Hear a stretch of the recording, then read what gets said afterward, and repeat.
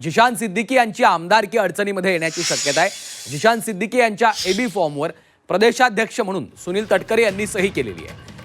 त्यामुळे सिद्दीकी यांची आमदारकी आता अडचणीत येण्याची शक्यता आहे अशी सूत्रांची माहिती आहे। सूत्रांनी दिलेल्या माहितीनुसार या वादामागे निवडणूक आयोगाला पाठवण्यात आलेलं एक पत्र आणि एबी फॉर्मवरील माहिती जुळत नसल्याचं पाहायला मिळतंय।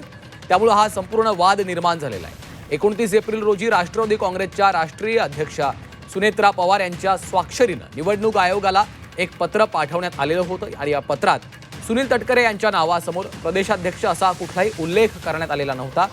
सुनेत्रा पवार यांच्या स्वाक्षरीच्या या पत्रात पक्षाकडून करण्यात येत असलेला हा पत्रव्यवहार अंतिम समजण्यात यावा असं स्पष्टपणे नमूद केलेलं आहे। या पत्राच्या दुसऱ्याच दिवशी म्हणजे 30 एप्रिल रोजी जिशान सिद्दीकी यांनी एक एबी फॉर्म जोडला।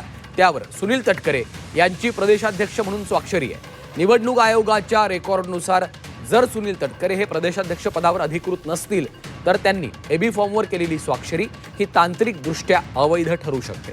अशा परिस्थितीमध्ये जिशान सिद्दीकी यांना पक्षाचे अधिकृत उमेदवार मानण्यात कायदेशीर अडचणी येतील आणि त्यामुळे पर्यायानं त्यांची आमदारकी धोक्यात येऊ शकते अशी शक्यता सूत्रांनी वर्तवलेली आहे।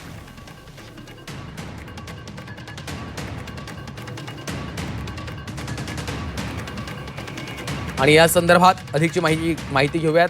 आमच्या प्रतिनिधी सीमा आढे सध्या आपल्यासोबत थेट जोडल्या गेलेल्या आहेत। सीमा, आपण पाहतोय जिशान सिद्दीकी यांच्या आमदारकीच आता अडचणीत येण्याची शक्यता आहे, कारण त्यांच्या एबी फॉर्मवर प्रदेश अध्यक्ष म्हणून तटकरे यांची सही आहे। काय नेमका हा संपूर्ण गोंधळ झालेला आहे? अगदी बरोबर।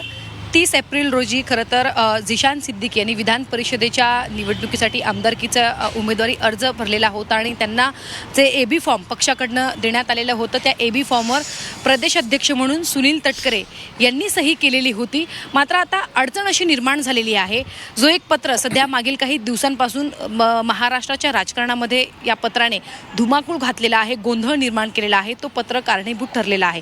खरं तर 29 एप्रिल रोजी सुनेत्रा पवार ज्या राष्ट्रीय अध्यक्ष आहेत राष्ट्रवादी काँग्रेस पक्षाच्या, त्यांनी निवडणूक आयोगाला एक पत्र लिहिलेलं होतं आणि त्या पत्रामध्ये कार्यकारिणीचे जे सदस्य होते त्यांची एक अंतिम यादी निवडणूक आयोगाला पाठवलेली होती। त्यामध्ये प्रफुल्ल पटेल आणि सुनील तटकरे यांच्या नावासमोर पदाचा कोणताही उल्लेख नव्हता। म्हणजे सुनील तटकरे प्रदेशाध्यक्ष आहेत असा उल्लेख त्या पत्रामध्ये नव्हता। सोबतच प्रफुल्ल पटेल हे कार्याध्यक्ष आहेत पक्षाचे, त्यांचाही उल्लेख नव्हता। त्यामुळे त्यांचा निवडणूक आयोगाला 29 एप्रिल रोजी जो पत्र गेलेला होता त्यामध्ये पदाचा उल्लेख नव्हता। आणि दुसरं म्हणजे 30 एप्रिल रोजी जिशान सिद्दीकी यांच्या एबी फॉर्मवरती प्रदेशाध्यक्ष म्हणून सुनील तटकरे यांची सही होती। त्यामुळे आता हा प्रश्न निर्माण होतोय की जिशान सिद्दीकी यांची कायदेशीररित्या आणि टेक्निकली जर आपण पाहिलं तर त्यांची आमदारकी धोक्यात येऊ शकते अशी माहिती सध्या मिळते। त्यामुळे कशा पद्धतीनं आता हा पक्षांतर्गत गोंधळ हा बाजूला केला जाऊ शकतो हे बघणं महत्त्वाचं असणार आहे। कारण जर ते 29 एप्रिल रोजी जे पत्र निवडणूक आयोगाला गेलेलं होतं त्यामध्ये त्यांचा प्रदेशाध्यक्ष म्हणून उल्लेख नव्हता आणि तीच यादी अंतिम आहे। त्यामुळे 30 एप्रिल रोजी जे त्यांनी सही केलेली होती प्रदेशाध्यक्ष म्हणून ती कशी काय आता ग्राह्य धरली जाऊ शकते आणि त्यामुळे आता तोडगा कशा पद्धतीने पक्षांतर्गत काढला जाऊ शकतो हे पाहणं महत्त्वाचं असणार आहे। मात्र आजच्या तारखेला जिशान सिद्दीकी यांची आमदारकी एक मोठा पेच खरं तर हा तांत्रिकदृष्ट्या निर्माण झालेला आहे। त्यामुळे आता यावर तोडगा कसा निघतो हे देखील आपल्याला पाहायचं आहे।